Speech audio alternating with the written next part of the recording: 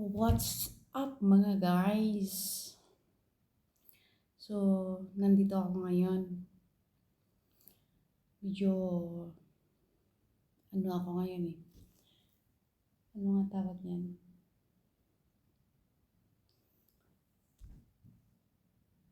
Medyo feeling ano ako ngayon.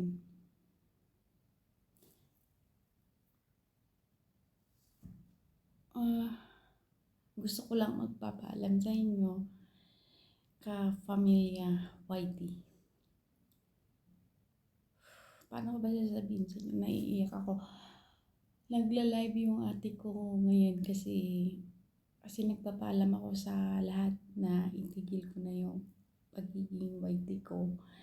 Kasi lagi ako nagkakamali in this moment.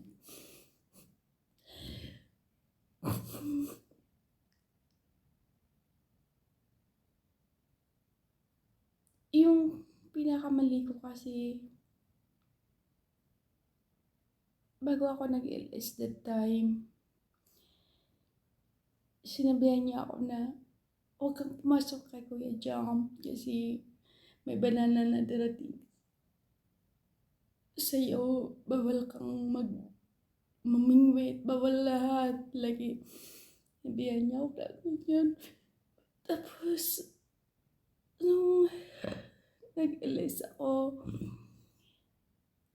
naka-LS din si Kuya Jam, sabay yata kami. Then, may mga taong pumasok sa akin. Gusto kong pupuntahin doon. Then, ang ginawa ko, shinare ko yung pinin ko yung si Kuya Jam. Hindi ko alam. Hindi ko talaga alam na, hindi ko talaga alam guys. Yun, tinawagan ako. Hindi ko alam na bawal pala. Tapos, nung nakita ng ate ko na pinin ko si Kuya Jam, ayun, pinagalitan niya ako, nasaktan ako guys. Then, nawalan ako ng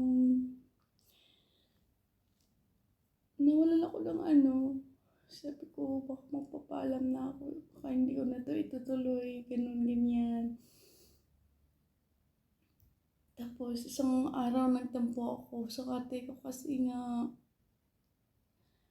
parang ang sakit. Na papagalitan ka na hindi mo alam. Diba guys?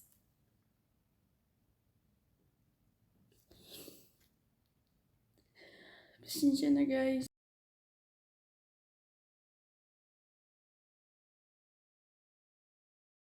Tara mga guys! It's a prank! Hindi, itutuloy ko pa rin. Kasi na-miss talaga ako sa bawat sabi ko na maraming nag-a-advise sa akin na itutuloy. It's a prank. Na-prank ba kayo? Salamat sa inyo lahat sa lagi niyong pag-support sa mini vlog ko. Napaiyak ako kasi nagmo-moment eh. Pero true talaga yung prank.